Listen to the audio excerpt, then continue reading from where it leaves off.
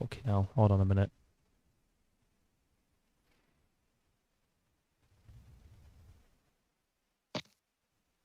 Right, we're on. We're live. We are live. Here we go. I think so. I think we're on with it.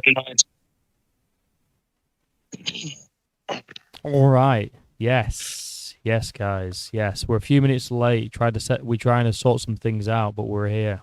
We're here and we're ready to go.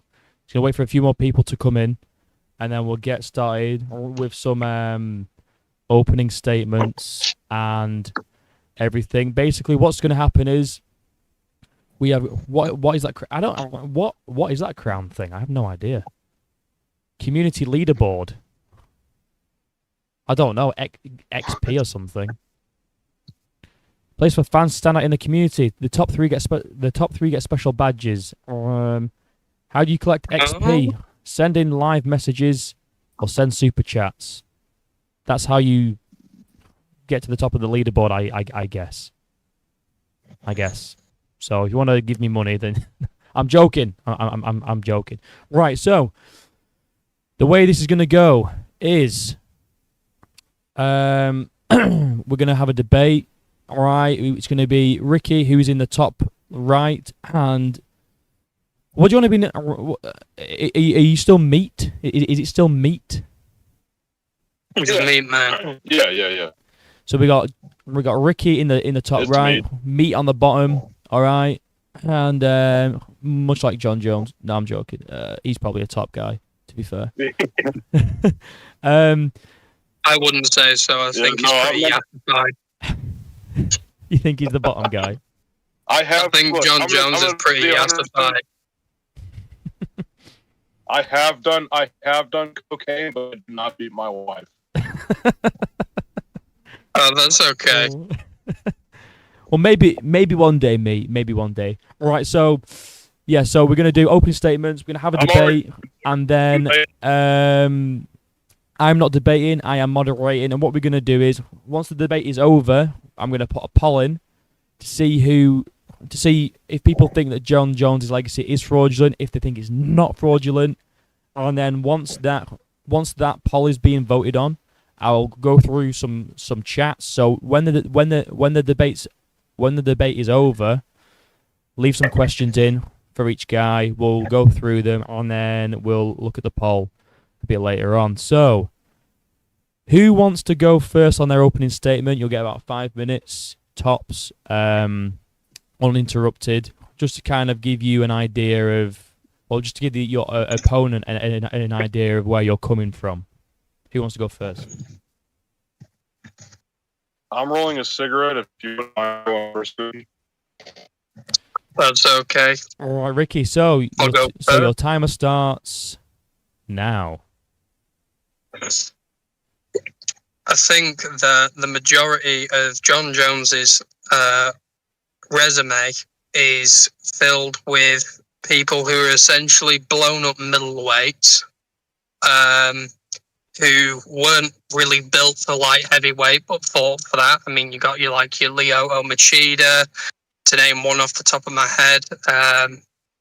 You got Shogun, who really can you really count him as being like an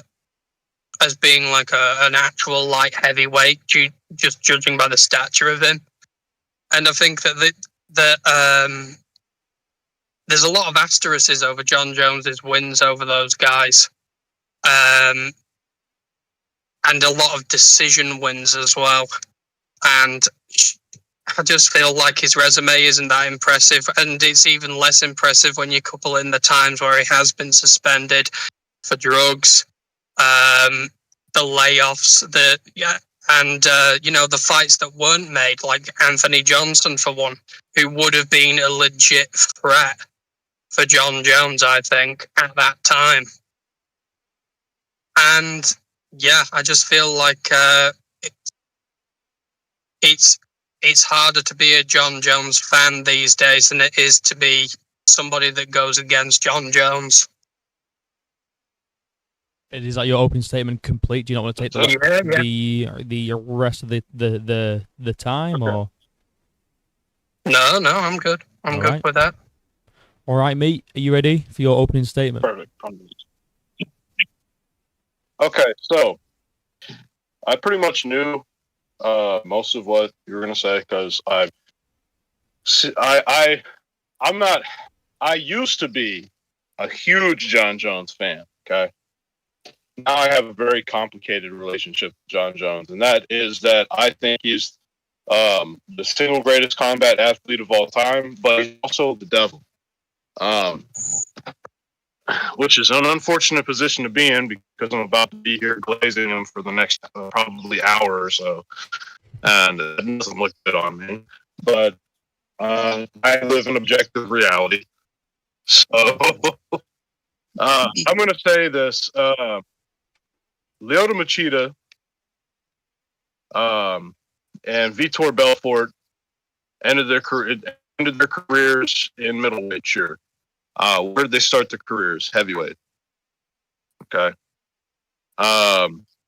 Shogun was a 2 organization champion. And other than them and Chael Sonnen, you can't really argue he faced a bunch of middleweights because out Brandon Vera, who was a heavyweight, and then got DC, who was the heavyweight. Also, yeah, sure, he never fought Johnson, which was unfortunate. I will give you, he was definitely a threatening matchup. But DC beat Anthony Johnson twice. And on MMA math isn't. Ricky, hold on. It's opening statements. Just wait a minute. Go on, mate. Carry on. Okay. Mate, carry on. I said DC beat Anthony Johnson twice, not Jones beat DC twice. I know. But Jones really only ever had one failed steroids test. The other one was a residual off of that. His other failed drug test was for cocaine, which is not a performance-enhancing drug. I'm going to be very clear on that. It's not. You can now. I am not here to argue about John Jones' character at all. So please do not bring that into the discussion. I think John Jones. If you want to argue he's not the greatest of all time because of his failed steroid test, et cetera, and his character issues and all that shit, that's fine. But I would still argue he is the best of all time, if that makes sense. Okay, thanks. Mate, your audio's still kind of glitchy a little bit. Are you like? Have you got any way to kind of, I don't know, like, are you connected to like a Wi-Fi at yours? Can you see maybe? Yeah, I'm on Wi-Fi.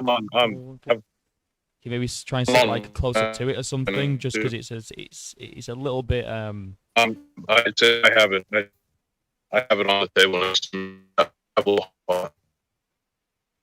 Yeah, well, I didn't get a word of that.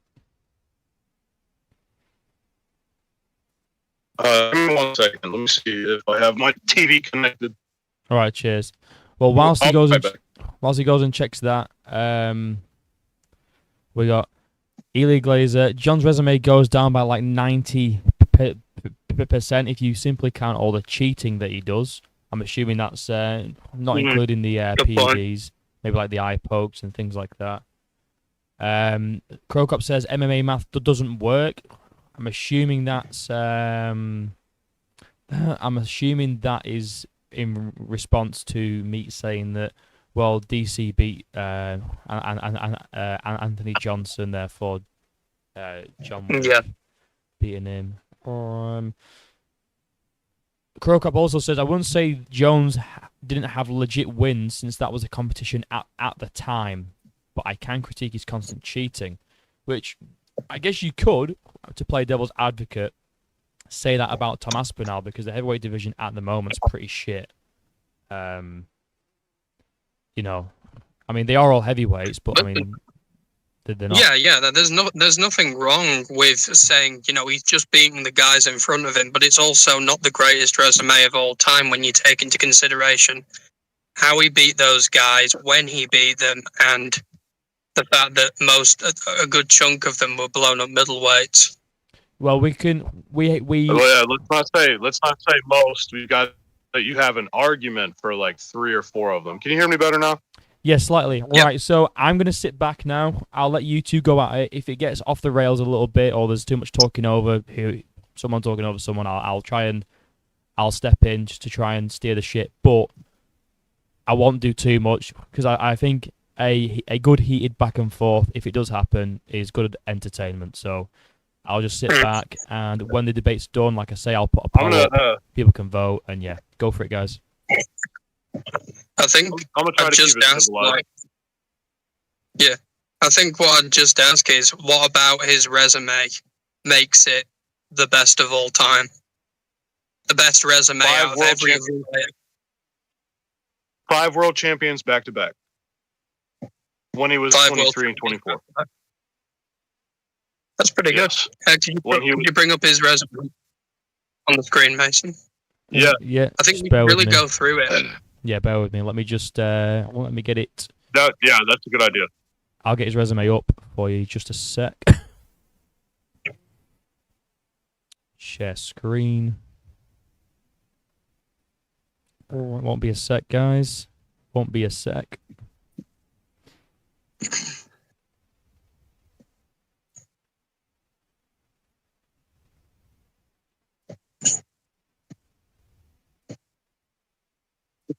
All right, here we go.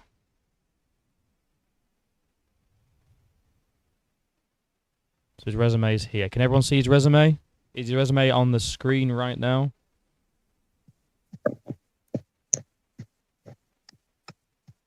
Can you guys see it? Yeah, I can see that. I'll just start from the bottom. From his earliest fights. So we'll go down to the bottom. So we've got UFC. Okay, so we're starting here. Yeah. Andre Guzman, decision. Stephan Bonner, really. After Vera and after Bader is when he starts his run of beating back-to-back world champions. Yeah, but we're looking at the resume as a whole. So we have to take into account every win that he's got in the UFC.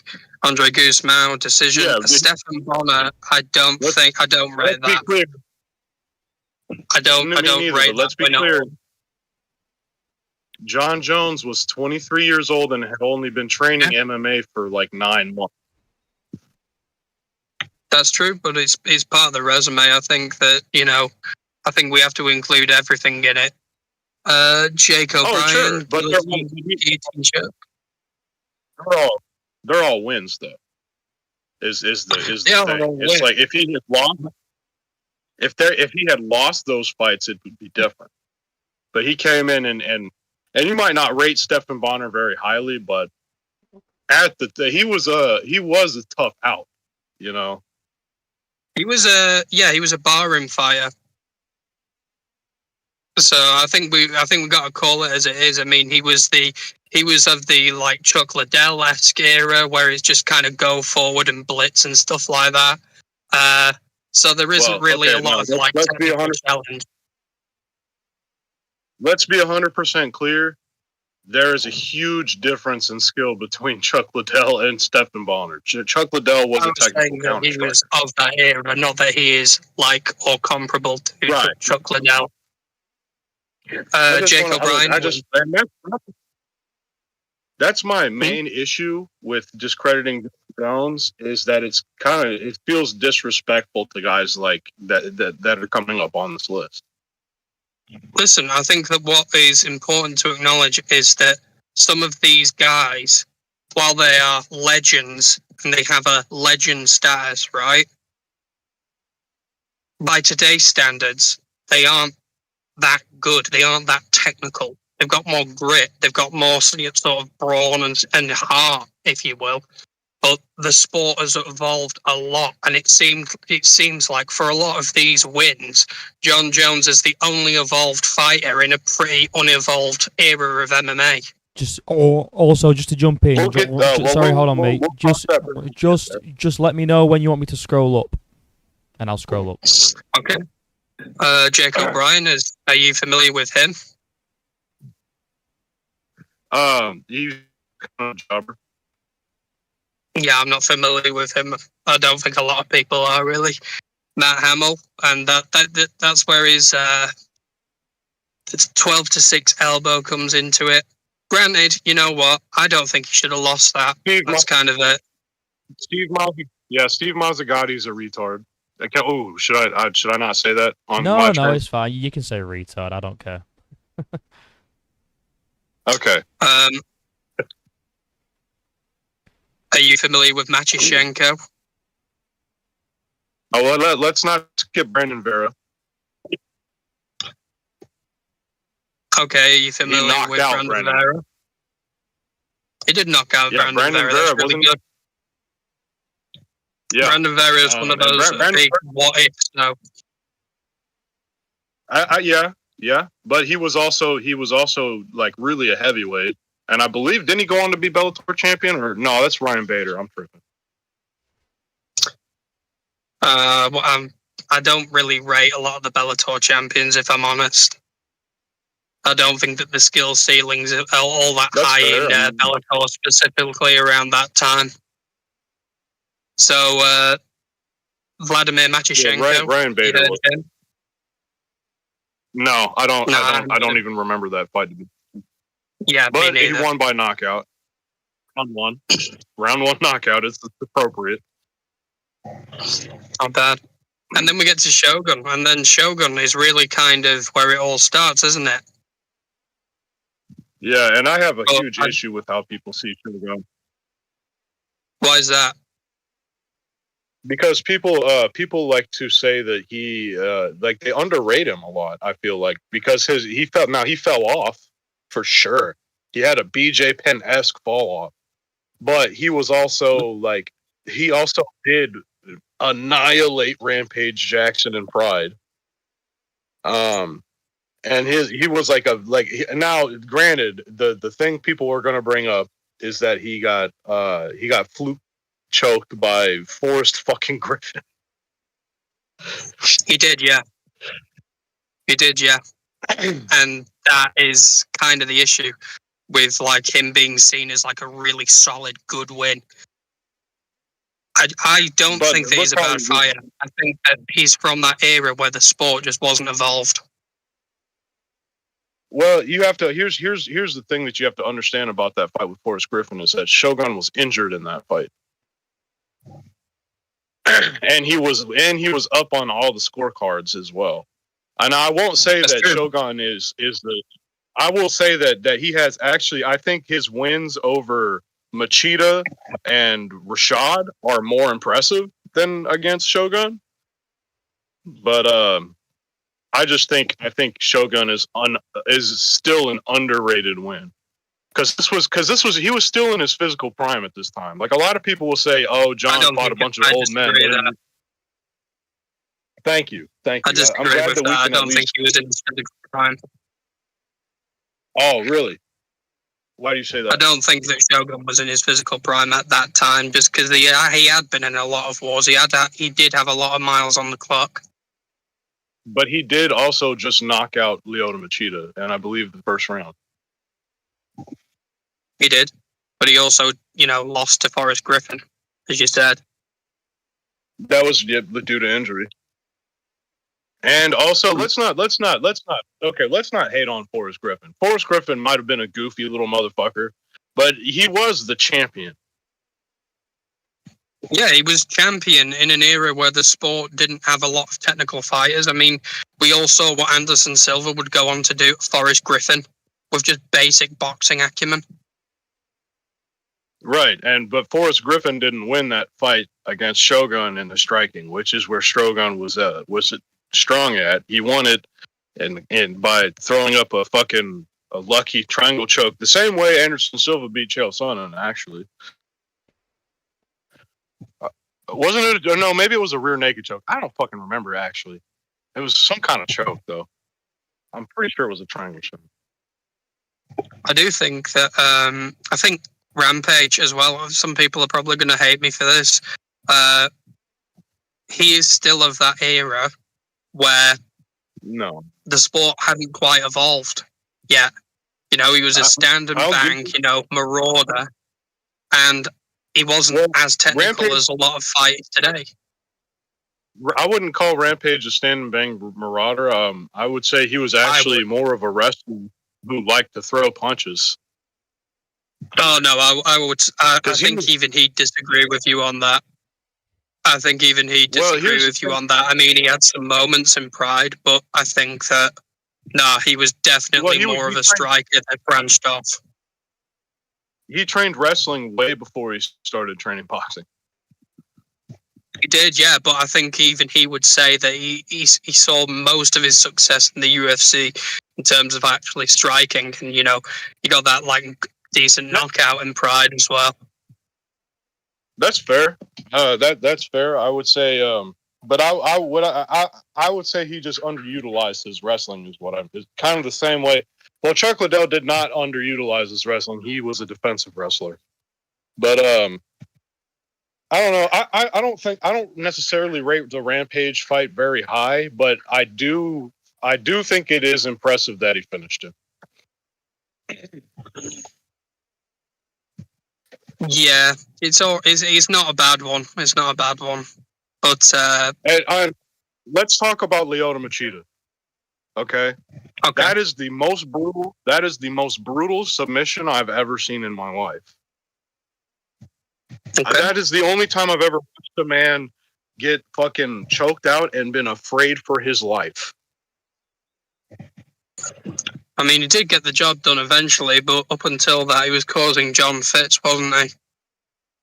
It's because Lyoto Machida is one of the greatest strikers. Lyoto Machida is one of the greatest strikers to ever do it. He is, but he's also I don't want to not heavyweight. He did also compete at heavyweight. But he competed and was successful. You can compete in a way, but it doesn't actually make you that way. I mean, Daniel Cormier, you brought Daniel Cormier before. He said, I went on to sorry. He said, I went on to compete at heavyweight. I was never a heavyweight. Those are his words. Yeah. And he said, I was never a heavyweight. He said, I had success, but it's like, I was never built for that frame. So, yeah, he was Lyoto was essentially a fucking middleweight competing at light heavyweight, and he still managed to outbox Jones majority of the rounds. We can look at that. Well, that's lighter man skill, right? We can bounce that back and forth all day. What I'm going to say is this: Lyoto Machida is really not a middleweight or a light heavyweight. He's a super middleweight, but we don't have a super middleweight class in the UFC. Just like John Jones and probably Daniel Cormier as well are probably cruiserweight, but we don't have a cruiserweight division in the UFC either. So guys fight in the weight classes that are available. You can really argue that Yuri Prohaska is a middleweight. So is Alex Pereira's legacy tainted for beating Yuri Prohaska twice? Because he doesn't cut to get to light heavyweight, and he could easily make 185. I think he walks around at like 205, but that's a true light heavyweight. Yeah, but Lyoto walked around at around 200, 205 at that time as well, and they both went into the fight weighing around the 205 limit. John probably on the night of the fight weighed 215, and Lyoto weighed like 204. That's not really it's not really fair. I think to say. I think John Jones walked around heavier than that. And not at that time, man. He was skinny. But we're at this point where we're micro-analyzing who weighed what on that night.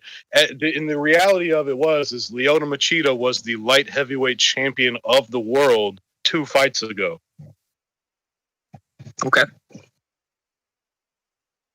And so, I really don't see the asterisks there. But if you want to contend that Lyoto was an undersized light heavyweight, that's your contention. I would contend that. Yeah, I contend that. It's kind of the case with a lot of like John Jones's opponents. You see him have the most success on like the smaller guys. I do think that Richard was a good win. Yeah, but even then, I that was think unanimous. That was a unanimous decision. This is where we get into the decisions, where he starts to become the decision merchant. Okay. I wouldn't say that's when he becomes a decision merchant, because he has 2 finishes immediately after this against smaller guys, sure. One of those smaller guys being the former heavyweight champion of the world. I'm just focusing on what... That's PRT Vitor. It is. About PED. John Jones is, I believe, the only person to beat TRT Vitor. And I think because around about the same time, he will have been on gear himself, because he fights Chael Sonnen next. Chael can say what he says. Chael says that to save his own. I think Chael has got a good point, and I think that we can't really deny what Chael said, because he's actually been in there and fought him. I mean, at least Chael Sonnen had the nuts to hold his hands up and say, "I'm a dirty drug cheat." It always seems to be something that John dances around admitting, doesn't it? It's always, it was a picogram. And I think that while we're on the topic of the picogram that was in his system, go on. Yeah, we can talk about that. Okay. I'm going to tell you. I'm going to make my case. But you, if you want to go ahead and talk about that, you go ahead, and I'll make my case after. Okay, so a picogram isn't all that was in his system. You can't just take a picogram of something and it'll stay in your system. A picogram is all that was left. He tried flushing his system to the best of his abilities. He thought he did, and a picogram is what was left. That's what he got popped for. Even if you got like, go on, sorry, you can go. Well, see, here's my issue with that. Right? My issue is twofold, and I'm really just playing devil's advocate, because I don't necessarily deny that John Jones might have taken steroids, because the guy is like I said, he's the devil, he's evil, and he's a psychopath, and he'll do whatever he can to get an advantage, and he's admitted he's a dirty fighter. But what I will say is this: number one, the amount that he was popped with, a picogram, is no longer even satisfactory to elicit a positive result. They went back and tested, and they decided the tests were overly sensitive. You see, and that's USADA. That's not the UFC or anybody. That's USADA. Secondly, it's a classic excuse, but they do sell tainted dick pills from China that have steroids in them. I'm not saying that John Jones is telling the truth. I'm saying that there is a level of plausible deniability. And also, Chael is an unreliable narrator. He is, but the thing is, I would believe him on this, considering he was juiced up at the same time, and John Jones pushed him around like a Mack truck, to quote him. I just think. So can I just clarify? John you Jones think that can I just qualify? Can I just yeah? Go ahead. Ask you. So you think that the test was too sensitive, and that's why he popped for it? And I'm gonna be 100%. I'm gonna be 100%. I think that that's more. I really think he was positive for the Daniel Cormier fight, and I think the reason being was that he was laid off a long time before that second fight, and maybe one of his coaches might have even given it to him without his knowledge, right? But I do think he was on gear for the second Cormier fight. I think when I say the test is too sensitive, I'm saying for the Gustafsson fight, and I think he had at that point no medically appreciable advantage from taking steroids in the second Gustafsson fight. But I don't necessarily disagree with the Daniel Cormier 2 being a no contest. There's no proof that John was on steroids at this time before he came back to fight Daniel Cormier. Because the only time when he started testing positive was when he was UFC 200, when he was supposed to be coming back to fight Daniel. Yeah, and that makes sense to me because he's coming back from off. You know what I'm saying? I think anybody that's gonna say that he's a drug cheat would say that he had his system down. I think he started taking his PEDs pretty early in his career. Maybe. Well, I'd say probably after the Shogun thing. I don't think so, because I think you can really look at his body, and you can actually kind of see where he starts putting on a lot of muscle around the second Cormier fight. I don't know, man. I've never seen him as being like a super muscular guy. Just hold on a second. Hold on. Let me just. That's what I'm ask a saying. question. Hold on. Let me just. So, when do you think that John Jones started taking PEDs? Are you saying it was just before the DC rematch, or do you think he did it before that? I honestly believe that what happened was he was laid off for a long time because of the hit and run, right?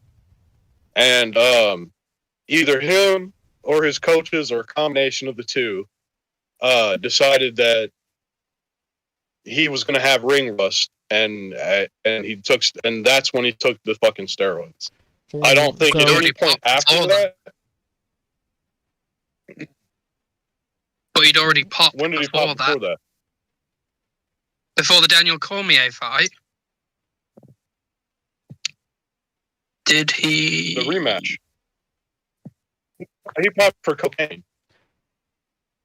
Yeah, he popped for cocaine, but he popped for metabolite before that, didn't he? I think that one might have been. I think that one was proven to be tainted pills, wasn't it? Well, here's the thing. Dana White likes to say that it was a tainted supplement, and that it didn't matter and stuff like that. But the fact is, the picogram of the metabolite is what was left in his system, in my books. And the thing is, we go into other sports. I think that he is was per Daniel too. That's clear. The picogram was Daniel Cormier's rematch. That was the picogram. Secondly, if we're going to do the steroid thing, let's do the steroid thing. Okay, like if John Jones' legacy is invalid because he took steroids, what about Islam Makhachev? I don't feel too strongly about Islam Makhachev one way or the other, really. Anderson Silva. Oh yeah.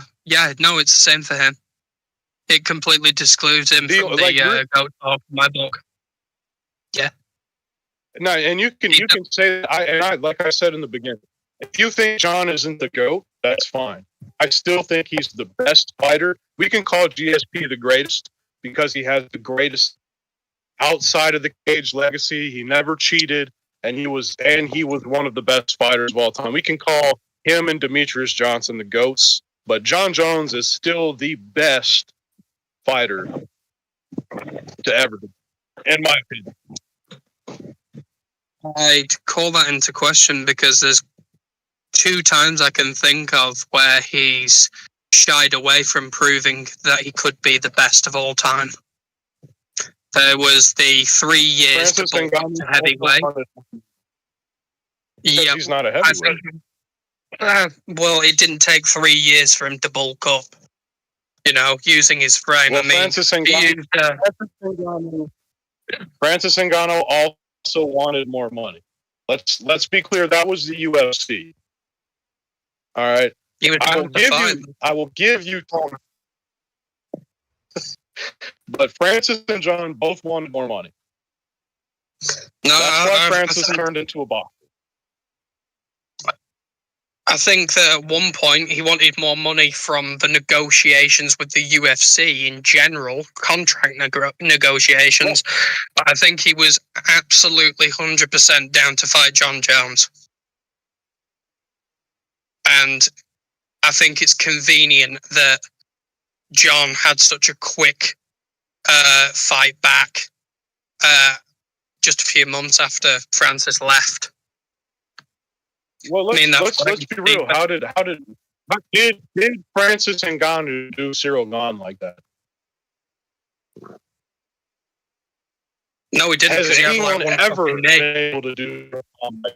He had, but the thing is, with Ngannou, he had one knee, more or less. He had a completely destroyed knee, and he still beat Cyril Gane like that.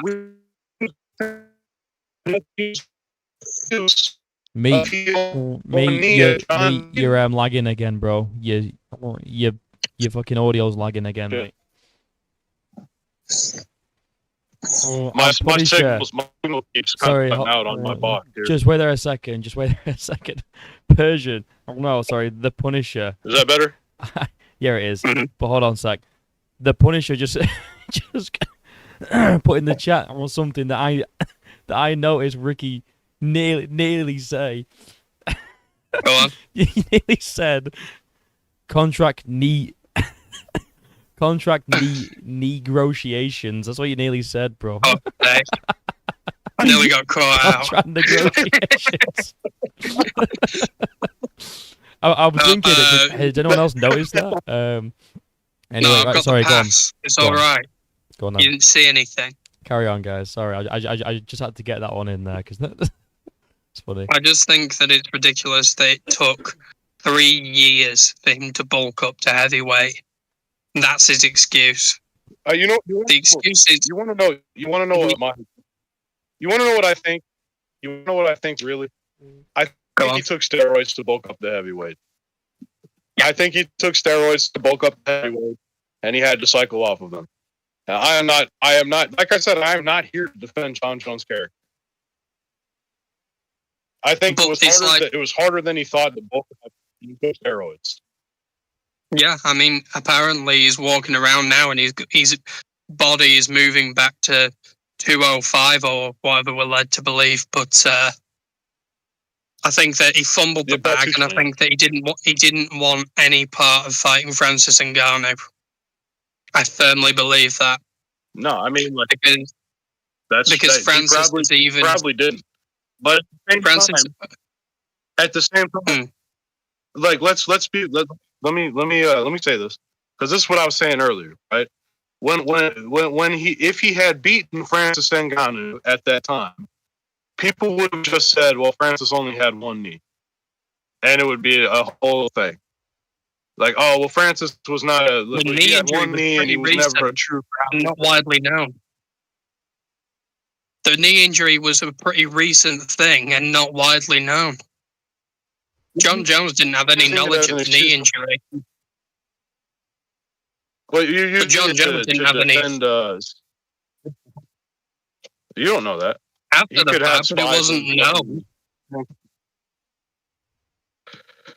I think we're getting into. You're talking about a guy who was literally. You're talking about a guy who's literally a psychopath who obsesses over tape when he fights people. You think he doesn't send people to people's fighting camps and shit? I don't doubt that he does, but I'm saying that we're getting into like the realms of conjecture, and I'm dealing with like what actually happened and what I think to be true. And well, I think that I think they really he know. kind of All right, Ricky. like, okay, right, so- hold on, guys. Right, Ricky, you go first, and then me can respond because you was about to say something, and then you both kind of talked over each other. If you want to say what you were going to say, then me respond once he's done. I think that it's just, kind of like with John Jones, it's just whenever a sort of big challenge comes up, something conveniently happens to kind of slow things down or sort of get it into a time where it's convenient for John. Like, he wanted no part of Chael Sonnen the first time that they were scheduled to fight. He pulled out of that, and the entire event got shut down. He didn't want to fight. He didn't want to fight Ngannou.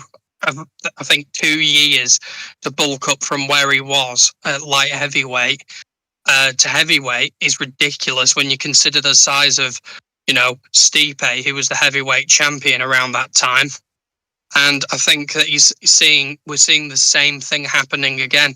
Just John dragging things out because he sees that there's a threat and he doesn't quite know how to deal with it. With Tom Aspinall. All right. So that's why things are taking so long all of a sudden. I'm gonna say this, okay? John has literally said that he would be happy to vacate the title. He's doing a TV show right now. He will come back and fight the heavyweight champion when he's done with his TV show. That's pretty much what he said. Dana White is the one who doesn't want to strip John Jones because he wants to get this fight made. And you want to know what I really think is that they're holding out to make the fight for the Netflix deal. I think that's why Tom can't talk about it. But I think then John has a responsibility.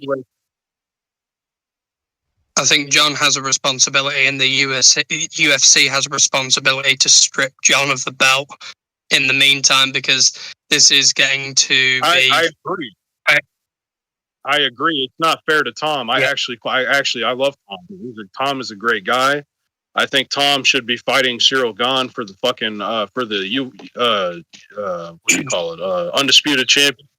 And whenever John is ready to come back, I would love to see that fight.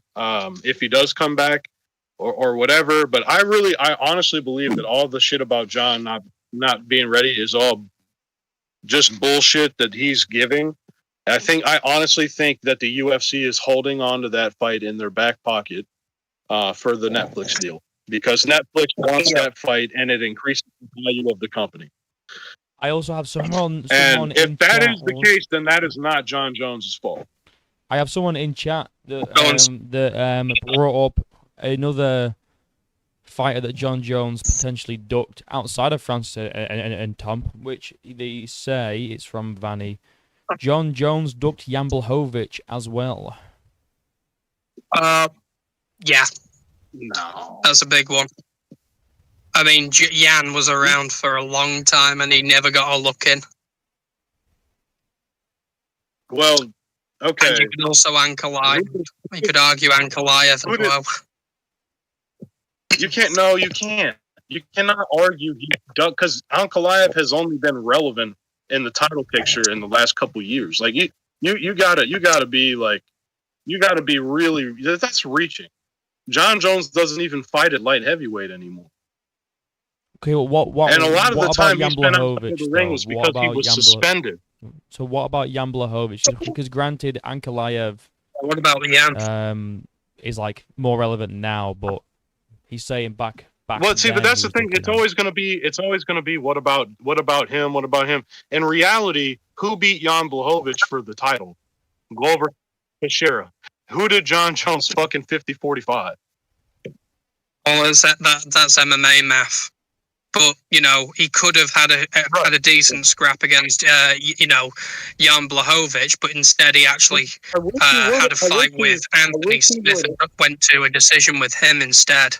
I'm curious to hear what your reasoning is for that.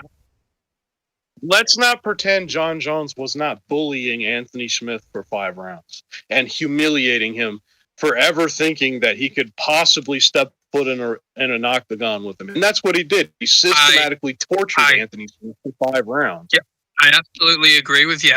And he did bully him. He bullied him so bad he actually did an illegal grounded knee on him. And actually, his hand was not on the mat. I just watched that fight because I found it entertaining. His hand wasn't actually on the mat. Look, I would say this. It was malicious and it was questionable. And I commend Anthony Smith for not taking the coward's way out. But at the same time, John Jones literally just trying to torture him. He landed that grounded knee and he couldn't even get him out of there. He was bullying him in MMA and he couldn't even get him out of there. Anthony Smith. Well, because look, have you ever been in a fight? I'm not trying to be a dick. I'm being serious. Have you been in a fight? No, never.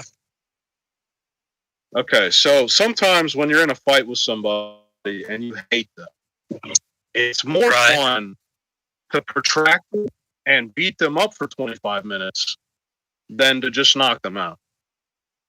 Oh, really? Okay.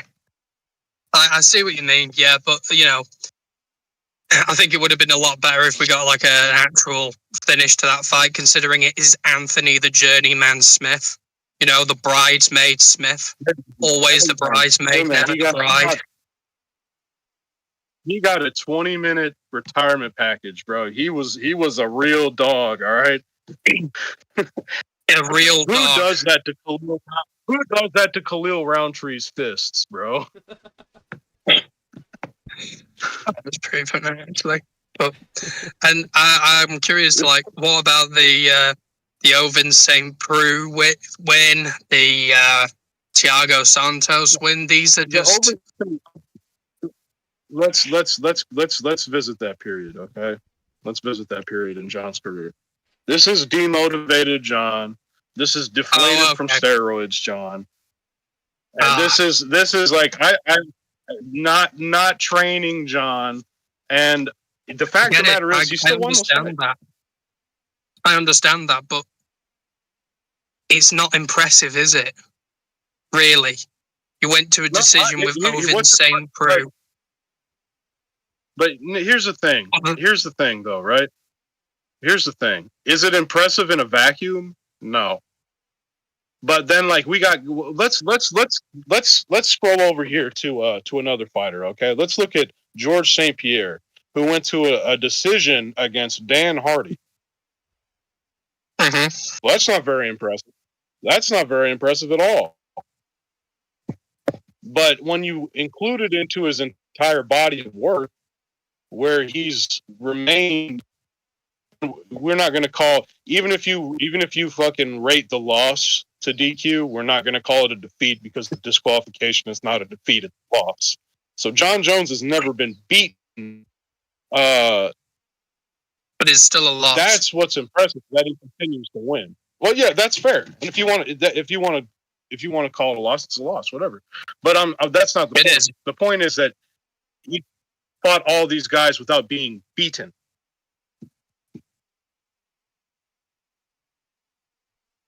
Yeah, I think that he fought all these guys and did enough to stay in the fight in some cases, and that's what we're seeing with the Thiago Santos win, the Ovince St. Preux, and the Anthony Smith. I mean, you've got this world class. You've got this world class wrestling pedigree. This world class wrestling pedigree. You can out-wrestle Daniel Cormier in instances. And you can't get a finish on Anthony Smith, the bridesmaid. Like I said, he didn't want to finish Anthony Smith. He wanted to torture him, and he did. Just like he didn't want to finish Thiago's Santos. He wanted to flip him. I don't believe it. He did. I don't believe that. I don't believe that, because I think that there have been instances where John's fought people that he has disliked and he's finished them. He didn't hate Anthony Smith going into this. There wasn't as much bad blood. I watched the pre-fight interview for that fight specifically because I knew it would come up. months ago when we were originally supposed to do this. And what it is he was offended that Anthony Smith thought that he should share the octagon with him. Granted, he felt very similarly about Chael. And so he was offended by Anthony Smith, so he took him to a decision. I get you. Okay, well, look, you can say he took him to a decision. I see that. That's really malicious. Dominating him for 25 minutes and making him look like a fool. He did, yeah. He made him look like a fool. Well, he almost got disqualified from an illegal grounded knee. Okay, well, look, you're acting like it was a split decision when it was a domination. All right? Now, I'll give you the Thiago Santos fight was closer than it should have been. The Dominic Reyes fight was a lot closer than it should have been. Yeah, I would argue that the majority of people would say Reyes won that fight in pretty much every metric.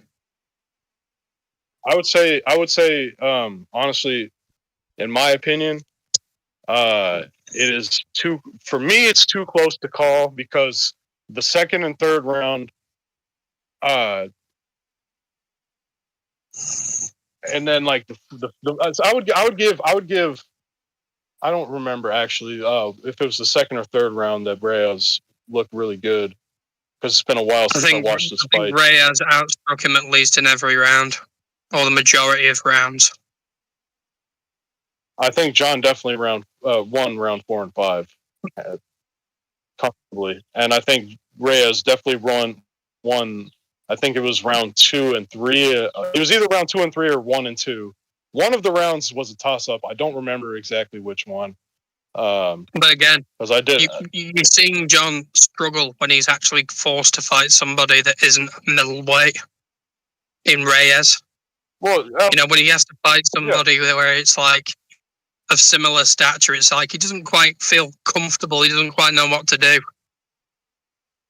Well, he just like, I'm gonna be real with you, bro. Like, I'm gonna what John said is true, and that is that he's fought the number one contender so many times. It's not exciting to him anymore. He's not getting paid what he wants to get paid. This is at that time, and he just didn't really fucking rate Dominic Reyes very highly as a challenge to him, and he was wrong. The same way he was wrong when he fought Gustafsson the first time. But I just then, think, you look at the reason I believe John is that the second time he fought Gustafsson and he took him seriously, he knocked him out. So I think if he fought Dominic Reyes again, he would probably knock him out. He submitted Gustafsson in the second one. Yeah. He did. He head kicked him though, didn't he? And then he submitted him. I think it might have been the case. Yeah, I think he got him with a bulldog choke. It says on the screen. No. It says on the screen. Look, sorry. If you look on the screen, the Gustafsson rematch, it was ground and pound in round 3. Wow. I see. But this is my question, because I forget. Isn't that the fight that got moved? Yes. Because he popped. No, that was the same residual as the Daniel Cormier fight. That's the pulsing picogram. I do not rate that as a failed drug test. Actually, USADA doesn't rate that. USADA does not rate that as a failed drug test anymore. I gotta disagree there, because I don't think a picogram, you're talking about a minuscule trace amount. I don't think it can stay in your body that long. I think your body would metabolize it. It would work its way out of your system. I think this is another case of that's all that's left. But here's the thing, though. For the exact same substance, and it's the exact same amount that he popped for last time. I just don't like, and like, the matter is, if you go on their website and you look up now the drug testing criteria, that's not enough to elicit a positive result anymore. For that reason, and because you have to understand that it tests for secondary and tertiary metabolites. And some of those metabolites can be stuck in there long time. I know it sounds ridiculous, but it is true. It doesn't matter. It Scientifically shouldn't be in your accurate. system. You've got a responsibility as an athlete to protect yourself at all times, in and out of the ring. You know, you have to know what is in your body at all times. You have to. But here's the thing, though. I'm not disagreeing with you on that. What I'm arguing is that there was no appreciable medical advantage to him at that time. Now, if you want to say that, his entire career is invalid because of that one proven positive that was that did have an appreciable benefit to his career, and that taints his legacy, that's fine. You can definitely argue that, and I'm not really. The thing is, we use the same. I judge Anderson Silva by the same metric. Anderson Silva was one of my favorite fighters to watch, and I think that he invalidated a lot of his career getting popped for what he did. So it has to be the same across the board. I also think this is a very cultural thing too. I think in the UK, taking steroids is seen as a lot more serious of an issue than it is in America. And it's not that I don't think it's a serious. I understand, these substances can cause serious health issues, and to use them is like a Faustian bargain, right? But you're already risking your body. Taking steroids does not make you skilled. It just makes your body more physically capable. You are already risking your life, except one person is at more risk in this dynamic than the other. There's the problem. That's the issue. That can be true. I think that definitely can be true, and I understand. I don't necessarily think steroids should be allowed. Point blank, TRT, TRT Vitor should have never happened. That is ridiculous. I agree. John Jones, Turinabol is not a substance they should be finding in any athlete's body. I agree. But in cases where somebody, I honestly think with Anderson Silva specifically, this is a little off topic, but still, when you're using something especially if you're using HGH to come back from a career-ending injury, I don't necessarily rate that as the same as taking steroids to help in a fight. That's taking steroids for recovery, and I don't necessarily think that should be. I'd say, unfortunately, it's the same for everyone in this case. It's the same for Anderson Silva. It's the same for John Jones.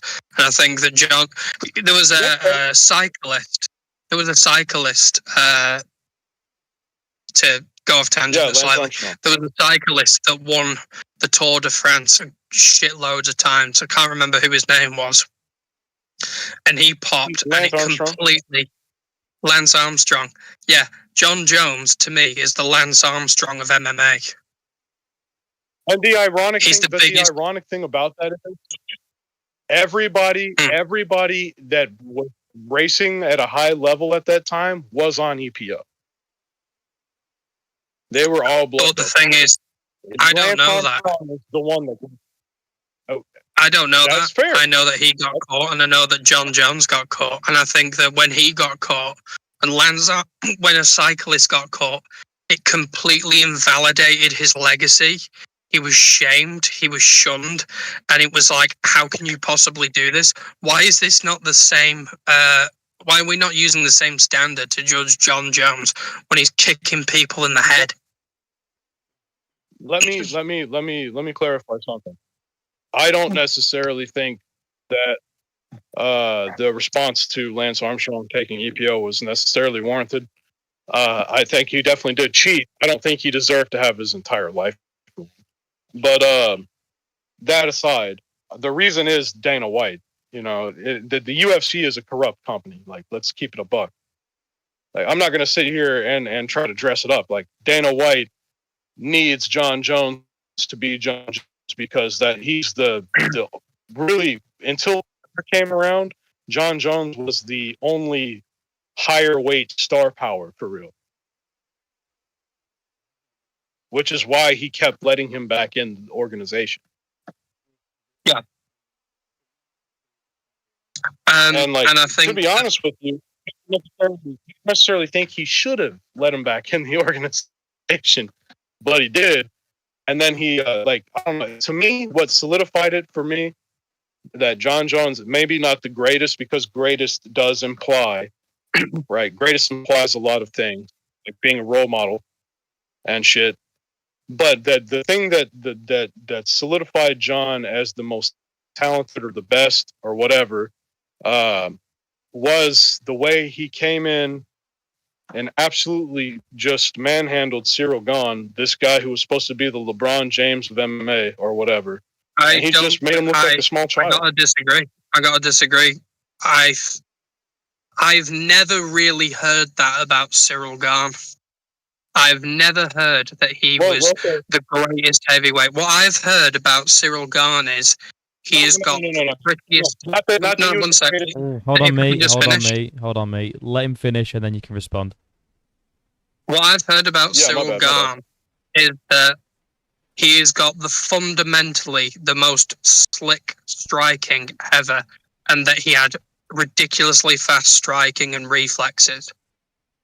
That's all I've heard. Yeah. Nobody, at no point did I hear people say that he's the best, all-rounder or the best heavyweight. In fact, because I was a really, really big Cyril Gahn fan until he became so inactive. What I was hearing is he's never been tested on the ground. He's gone up against fat slob heavyweights. Can I clarify what I meant by that? Yeah, okay. When I say they said he was the LeBron James of mixed martial arts, they meant like the athleticism, not that he was the best ever. The athleticism, that he was the best heavyweight, one of the best heavyweight athletes we've ever seen. Which honestly, that's something that pisses me off. Right, this is a side tangent. I love Tom Aspinall. He's not the first guy to come in the heavyweight division and fast and big. Like Brock Lesnar did that way back in 2007. I'm not saying Brock Lesnar is the same level as Tom. I'm saying that the speed thing it's not new. I love Tom, but like the UFC heavyweight division has just been terrible the last few years. But I think that John Jones and Dana White have built Cyril Gahn up to be this mythological fighter. I mean, I'm not even paraphrasing when I say that, because John Jones said, I beat this beautiful thing, this mythical thing, this fighter everyone said no one could beat. And it's like, no one said that at any point. Everyone said if he's got an ounce of grappling acumen, John's going to win this fight. That's not entirely true. All right, let's be 100%. Let's be 100% real. A lot of people said Cyril Gahn is too big and too fast, and John Jones isn't going to be able to wrestle him down because Cyril Gahn is too big and too strong, right? Not everyone was saying that, but that was an argument that I heard. And it was a stupid argument. But to go to the heights of like having him out be a mythological fighter. No, yeah, I agree with you there. He's not that. He arguably lost. And the Stipe fight was a joke. I'd like to hear your opinion on the Stipe fight. Okay, so my opinion on the Stipe fight is that Dana White signed a contract with Stipe Miocic, and he knew it was his last fight, and that he was the heavyweight GOAT or whatever. And Stipe really wanted to fight John Jones for the payday, and it was like, well, I'm not going to screw you out of this. And it like, does that mean it's okay that it happened? No, it should not have happened. I 100% agree. That I'd be fight really was curious preposterous. to. I'd be really curious to know when you think this contract was signed, considering Stipe had been inactive for nearly 4 years. I'm saying the reason that, like, okay, so I'm saying, because this is before You need to the call. Stipe fight You was need to originally call. signed. Before Hold on, Ricky. Ricky, just was let the let interim me say his champion. bit, and then you can respond. Hold on. Mm-hmm. The Stipe fight was signed before Tom Aspinall was the interim champion, before he had as much buzz as he did. Okay. And now and then the reason it's controversial is because Jones got injured in training camp, and then they still went through with the Cyril Gane fight, or not the Cyril Gane fight, excuse me, the Stipe fight after Tom won the interim title against Sergey. That's the issue in my I think book. we need to. Go ahead. I think we need to not sort of pussyfoot around it. Stipe came out of retirement for that fight. He was effectively retired for that fight, and he came out against John Jones. That is, and the amount that is touted as a big win is kind of disgusting, considering they was. I don't think it really. Not so. It wasn't. I think it was. 1 second. It was a pretty badly kept secret that Stipe wasn't training properly in the lead up, and he hadn't been training for quite some time, and in fact, he was walking around with a cane. So I don't think that fight was anything for his legacy. Oh, me neither. It's farcical. Stipe, like you said, he was retired. He should have stayed retired. But, it is just one of those things that, it is what it is. It's a huge waste of time. And I don't disagree with that. I don't think that invalidates everything John did before. That's why when I said what sealed the deal for me, it was him manhandling and choking out Cyril Gane in 2 minutes, not him lazily kicking Stipe in the stomach, and knocking down a senior citizen. Yeah, it was. Don't get me wrong.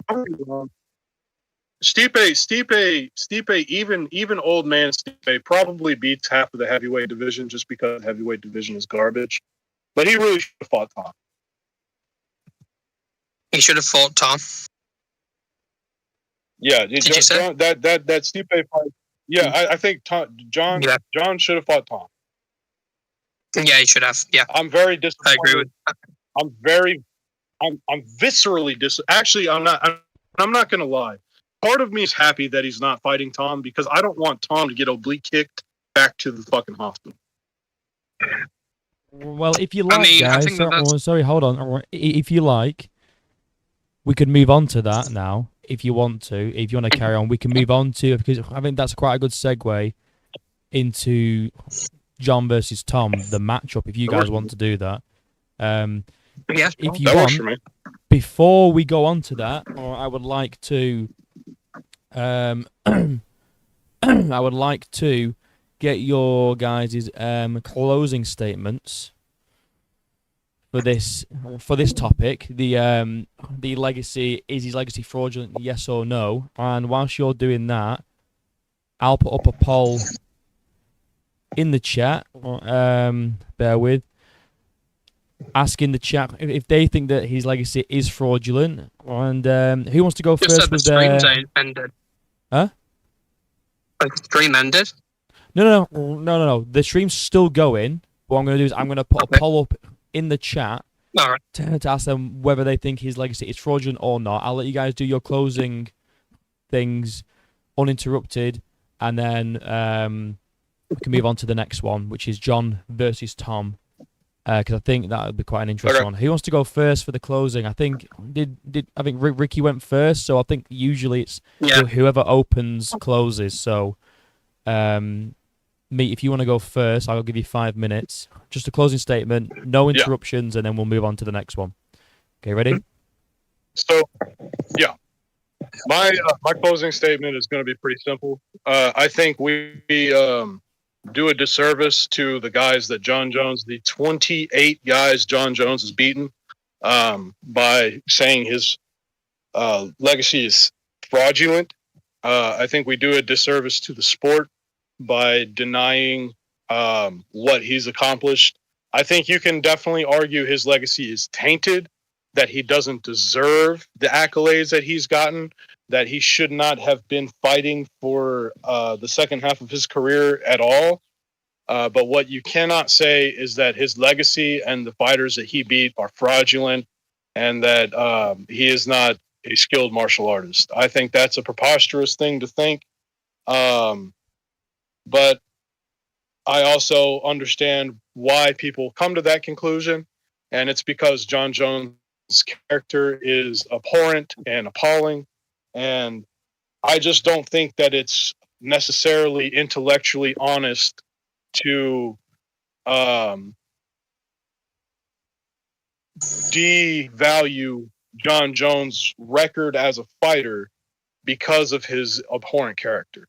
Now, the only real argument that I will accept is the steroids. And to that, I say, if you want to say his legacy is tainted because of the steroids, or you don't value it because what you want's a cheat, always a cheat. That's your opinion. I don't necessarily agree with that. I think he was on steroids for a relatively short time in his career, but I'm not here to argue the ethics and morality of a man that beats his wife. I'm just not here for that. What I am here for is arguing that John Jones is unfortunately the best fighter we've ever seen, and that's my time. All right, thank you, Meat. And now, Ricky, if you want to do your closing statement, I'll give you 5 minutes on the clock. You don't need to take all of it, but just let me know when you're done, and then we'll move on to the next one. Okay, go.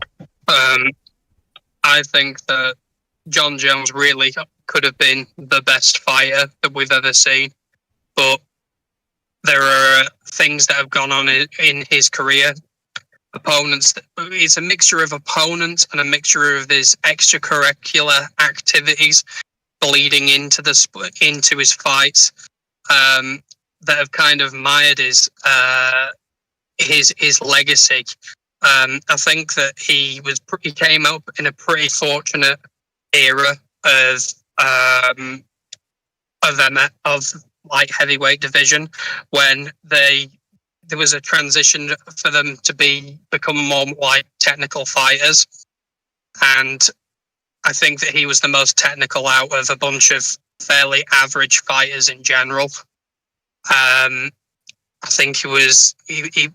These are things that he can't really control, but you got to take into account that the PED usage and also the way that he beat some of them, going to decision with Thiago Santos, going to decision with Anthony Smith, and OSP and the like. It's just it knocks his career down a peg in quality when he's not performing when he should, and he's on performance enhancing drugs in his career, in the duration of his career. I think that when we could have seen him have a real legitimate challenge against the likes of a Francis Ngannou or against a Stipe that's younger, he's nowhere to be found, or he's retired, and then he comes out of retirement when the water's a bit clear. And I think that he's doing exactly the same thing now with Tom Aspinall. I think that if we're going to judge it by like any lens, the fact that he failed a drugs test should discount him from GOAT conversations entirely. Yeah, that's me. All right, cool. Well, thanks, guys. Appreciate that. Right, now, topic number 2. We have John versus Tom. And also, I'll leave the poll up until we've discussed this as well. Currently, We're at 13 votes. 69% says yes, his legacy is fraudulent. 31% say no. We'll leave it up. Brett Bonger bias. You are? Brett Bonger bias. But yeah, we'll leave it up. We'll let people come in and vote. But now we've got John versus Tom. Do you guys want to do an open statement for this, or do you just want to get into it? Because I feel like there's not really much to. Yeah, we can get into it. I think All Nate right. should be the one to open on why John's going to win. If he doesn't mind. Mate, do you want to open and just? I'm guessing you think that Jones wins. Is that right? Yes. Okay. Do you want to get into it then, and then you guys can have a back and forth. Sounds good. All right, so I do think John Jones wins.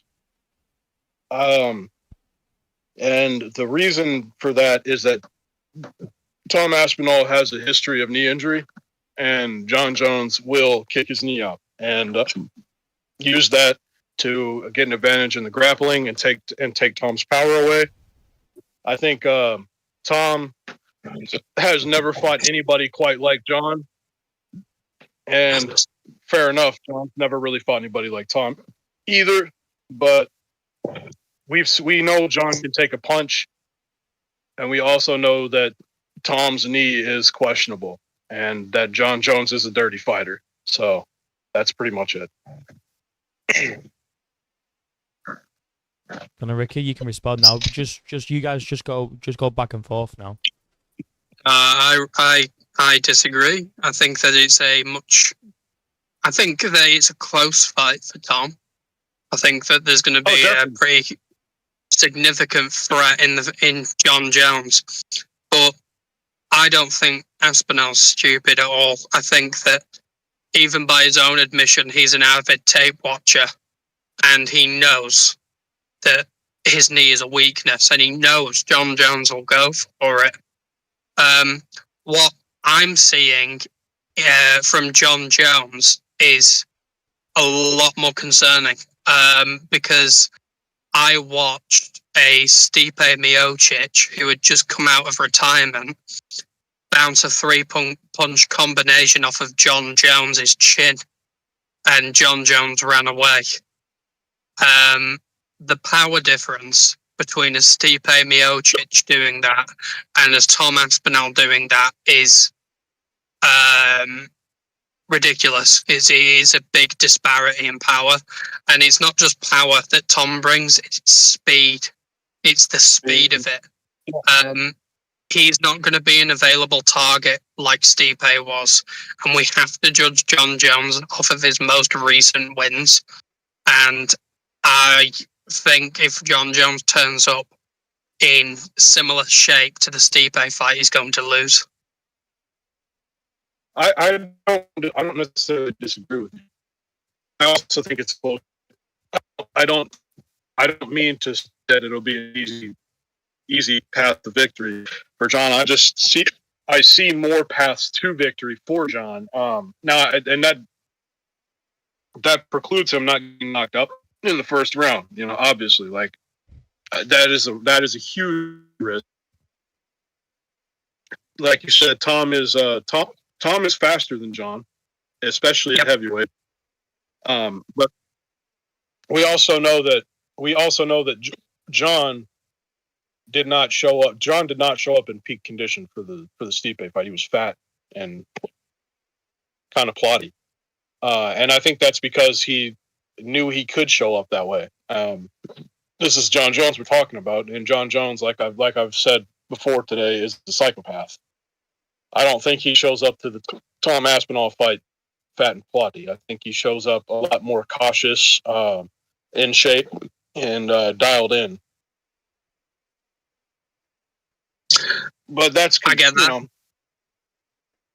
I get that, but I think at this point we're talking about a single mistake.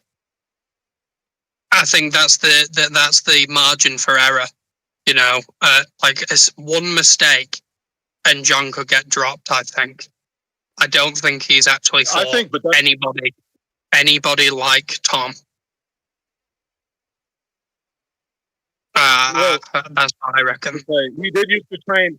He did used to train with a lot of guys that, like Alistair Overeem. Granted, Alistair Overeem injured him in training. Yep. And I wouldn't necessarily rate Alistair as good as Tom, but he did used to eat that horse meat. Yeah, yeah, he did for sure. But here's my thing, right? I think that it's easy to look at that and say all Tom has to do is hit him once. All John has to do is get on Tom's back. I know Tom Aspinall is a BJJ black belt. Daniel Cormier was an Olympic wrestler. You know what I'm saying? Mhm. I don't think Tom. I think Tom has enough defensive grapple to not go down to a bad shot. I think he's going to take a clean, well executed shot off of a counter or off of a feint or something. But I think if John does get on Tom's back, the fight will likely be over. I think I would argue that John's actually never fought somebody that size that's been actively resisting them. I mean, if we look at the Cyril Garn fight, he looks like a deer in the headlights. You know, the guy kind of almost laid it up for John Jones. I'm talking about a guy that is 6'5" and is actively going to be fighting him every step of the way. I don't think he's ever. He might have sparred, he might have rolled with some guys that were kind of imitating that, but in an actual fighting sense, he's never had that before. And I do believe that John Jones has to be, he doesn't have to be good, he has to be perfect in this fight. Like, not even a single mistake. Because Tom Aspinall will punish that. I wouldn't say he has to be perfect. I do think he has to be very good, but we have to acknowledge that John Jones has never been knocked out. Okay, like, I'm not saying that he's fought anybody with the pop of Tom Aspinall, obviously, but I will say that he's never even been knocked down. All right, so I think he can take a shot from. I don't think that's I really true. believe that.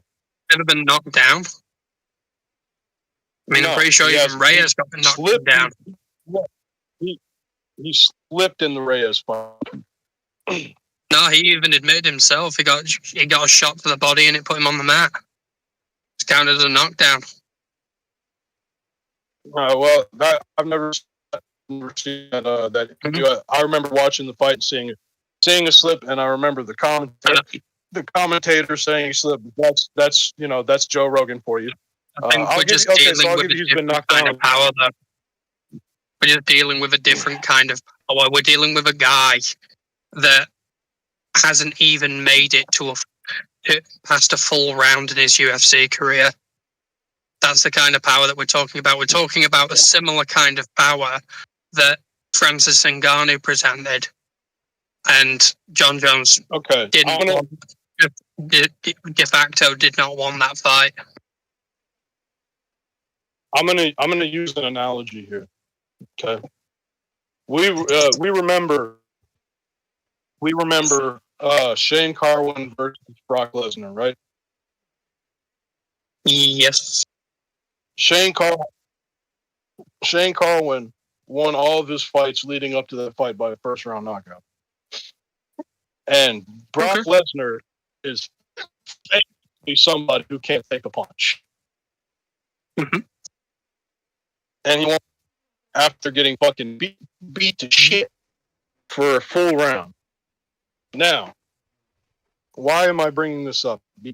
Because just because somebody has knocked out a bunch of mostly out of shape heavyweights doesn't mean he knocks out John Jones in one punch.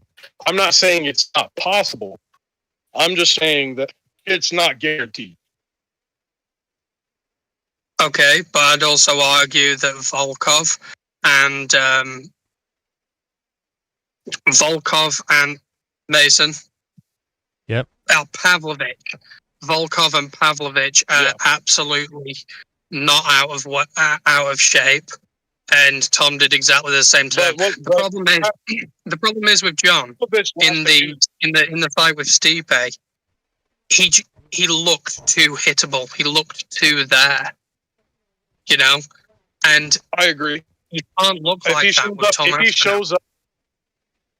If he shows up to fight Tom, looking like he did when he fought. This goose is really loud, but if he showed up in the same condition that he was against Stipe, he's probably going to get fucking knocked out. I agree. I don't even think it's a case of just condition. I think it's a case of his entire approach to that fight. I think John was like way too comfortable, and he wasn't sort of acting the threat. He didn't respect Stipe. He didn't respect Stipe's power. I mean, like, I 100% agree with that. And I also think a factor that is worth mentioning is the fact that when they fight, if they do fight, hopefully they. Honestly, for Tom's sake, I hope they don't fight because if Tom does lose, that's going to be his career. And if he's already gotten the boost of beating John Jones by not even having to fight him. So You're like breaking up again, bro. You're breaking up again. I'm sorry. It's the geese. The geese are attacking. This is John Jones's cousins over here. There we go. That sounds better. Geese. All right. Am I good? Yeah, sounds better. Yeah. Yep. Okay. Good. So I don't want Tom to fight John because I don't want Tom. If Tom loses, I don't want him to have to go through that. And I know what John does to people. He breaks people. And I really think Tom doesn't need to beat Jones. I think he's already has the moral victory against Jones. You know what I'm saying? It seems like a really. It seems like such a weird and kind of unsatisfying run at heavyweight. It seems almost like the shittest side quest in a game you could imagine. He hasn't. The way that he was describing moving up to heavyweight, it was like he was going on a campaign, like a warpath. He was going to beat everybody and stay as a dominant champion. And now it's just like, well, I don't have to be the heavyweight champion. When have you ever known me to care about being stripped? Fruity bastard that he is, Let's be 100% fair, and I don't know why I'm being fair holding water for this man. I guess it's kind of my job right now. He was injured for a year of that. What's that? He was injured for a year of that. And I really okay, so was Tom. So was Tom. We're not arguing that Tom is stuck. Tom took a short notice fight against one of the most dangerous guys at that time, and he didn't even have a training camp behind him. No, yeah, I'm not here. I'm not here to argue that I don't even know what the point of this is anymore. I kind of lost the plot on that. I really think you're right, honestly, about his run being kind of goofy in general. I think it kind of reminds me of GSP coming back to fight Michael Bisping, side quest, and then retiring again. Yeah, and to me, that's all it needed to be. I wish he would have just murdered Cyril Gahn and retired. That would have been awesome. It wouldn't have been so bad, though. Here we are. So what?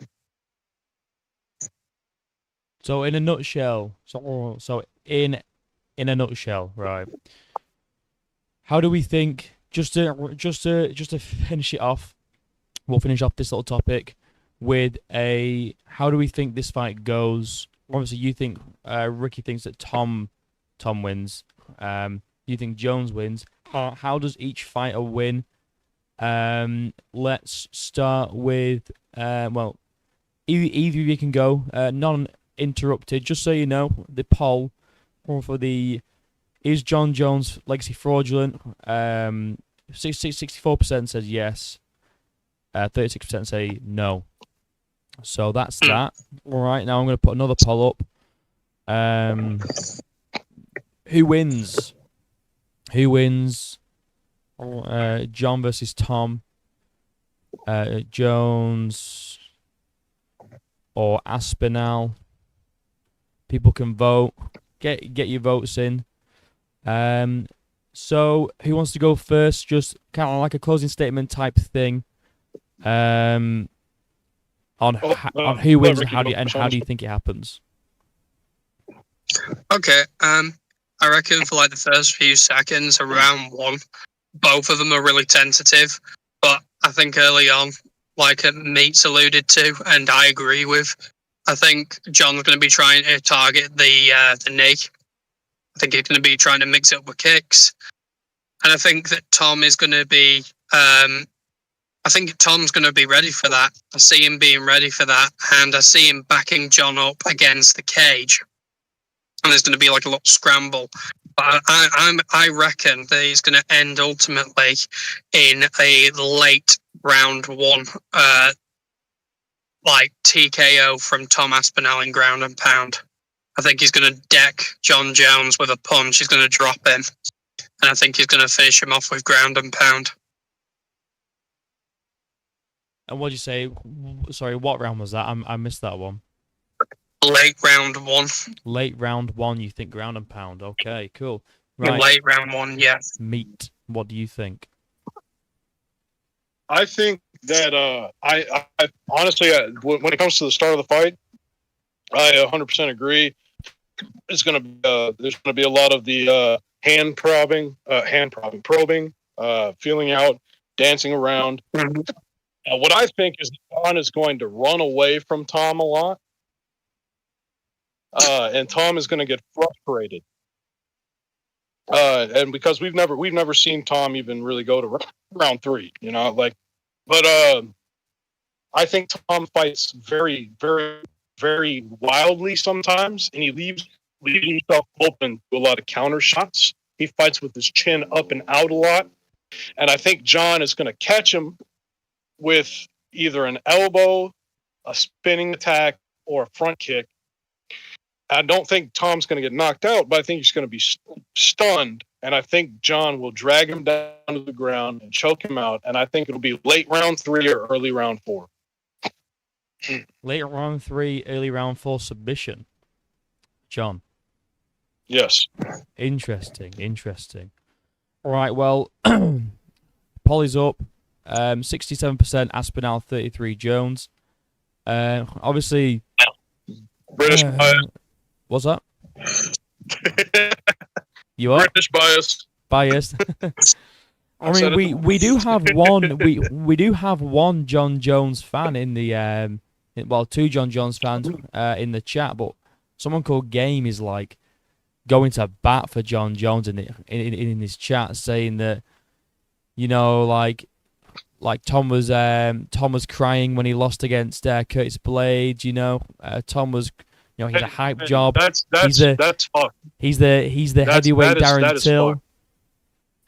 Yeah. I mean, I don't.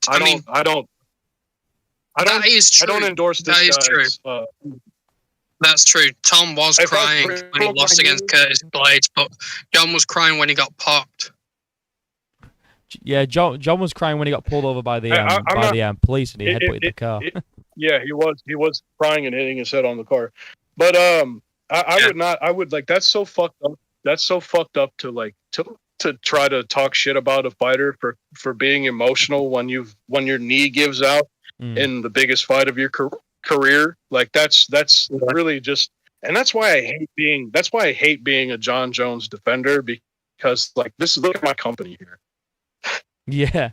Well, I mean, That's not fair. to give you credit, me, you have said that the Stipe fight should have never happened, and he should have fought Tom. So you are, although you're defending John Jones, you don't seem like. I mean, I disagree with some of the things that you've said today, but in regards to should he fight Tom? Should he not fight Tom? It seems like you're kind of like, well, yeah, he should have fought Tom rather than Stipe, which is good. Yeah, I wouldn't consider myself a John Jones. When I was a kid, back in 2011 and shit, I was a John Jones Glazer. You know, that dude was my hero. I actually I got back into striking because I was a wrestler in high school. And I did a little bit of Muay Thai. I got back into striking because of John Jones. So watching his downfall has been personally fucking viscerally upsetting to me. Yeah. John Jones, but I would John not Jones and his amazing striking. What's that? Sorry, Ricky. He was the first guy I ever saw throw a spin. John Jones and his amazing striking. John Jones and his amazing striking. Powerful punches. No, you can say what he doesn't have great boxing, but his Muay Thai is fantastic. We're not gonna slander his Yeah, his elbow boxing. game. His boxing's fucking terrible. All right, well, that's your British game with the boxing. Yeah, true. If we want to glaze somebody, I'll glaze GSP. I love GSP, but I don't know. A clean champion. right, guys. Well, thank you for debating tonight. Really appreciate it. I really enjoyed it. Some good takes. Obviously, I'm Team Tom, but tonight I was just a moderator, so I couldn't really say my piece too much. And I appreciate you being a good moderator. Well, you always are. Well, thank you. Disagree with me. I mean, I've got to keep it fair. Although Ricky, we're close friends outside of this. So I've got to. If I'm telling you to be quiet, I've got to tell Ricky to be quiet too. I've got to make it fair. But yeah, I'm always open. Anyone that's watching this.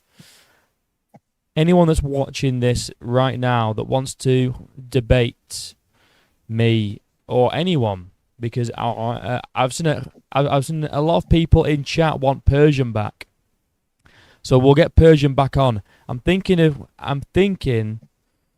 we'll get Persian on to debate.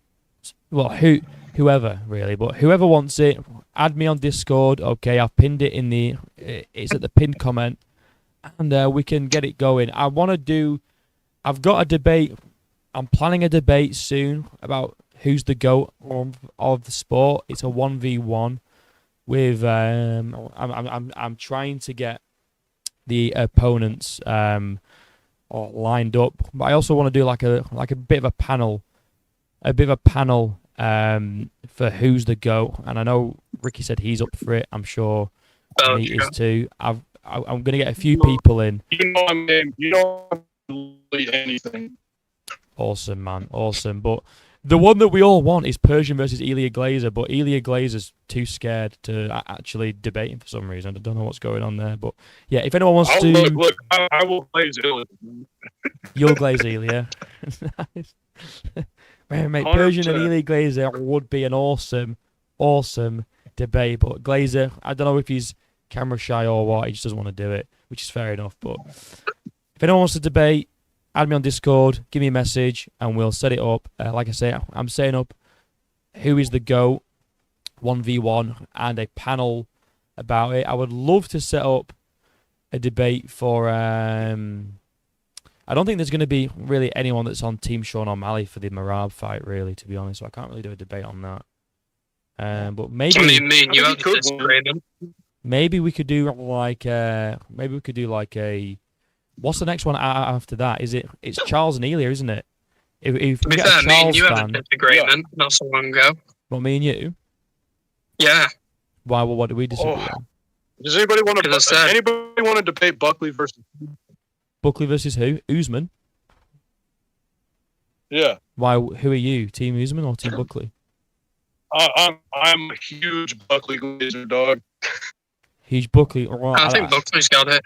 I think it's going to be tough to find someone that's Team Usman. The Punisher just said DDP versus Hamzat would be good. If anyone wants to do DDP versus Hamzat, hit me up. We'll get that shit set up because I know that one is very Very contentious. DDP split, by yeah. 2-4. You what? DDP by 2-4. Yeah, probably. He's got that retard jitsu. That's a good fight, man. Yeah, I think right. So yeah, if anyone wants to debate DDP versus Hamzat, I need obviously need people have opposing views, but hit me up on Discord and let me know. Yeah, we'll do one DDP Hamzat. We'll do one. If you can't find anybody, I will debate for DDP if you can't find anybody. You'll 'Cause I debate know there's for a DDP. lot more people. All right, okay. Well, that's good to know. It seems like a lot of the chat's going DDP, but I know Ricky, you think Hamzat. Do you think Hamzat? I think Hamza. Well, I maybe think we get someone in to debate to debate What's debate debate? Ricky debate. If anyone wants to debate Ricky Blitz on DDP versus Hamzat, let me know. We'll get it set up. But yeah, anyway, I'm gonna go now. Thank you guys for No worries. for joining the debate. It was really fun. Finally, we got it For to sure. happen. Let me know when the video goes up too. I want to watch it. Well, I'm just gonna let this live go up, so it should just be up whenever it's finished, I would imagine. But yeah, I'll let you know when it's like, because I think it reprocesses it all and like, gets like the quality up and shit like that. But yeah, just keep an eye out for for this live to be up. But yeah, anyway. 10-4. All right, thanks for tuning in, guys. Dustin versus Max debate before DDP Hamza. Oh yeah, that's a good one. Yeah, we could do Dustin, bro. Max versus. I'm from Louisiana, bro. Like, You what? Sorry. I'm from Louisiana. If you do that debate, bro, I have to, bro. I'm literally from there. Right. Well, I'll have a look. We'll see what we can set up. Right. Thanks for tuning in, guys. We're off now. Debate Thanks for having coming me. soon. Thank you, Hey, guys. Ricky. Good debate, Yeah, bro. man. Yeah, you too, man. Oh, awesome. We love See you later. the sportsmanship. See you later, guys. Goodbye. There's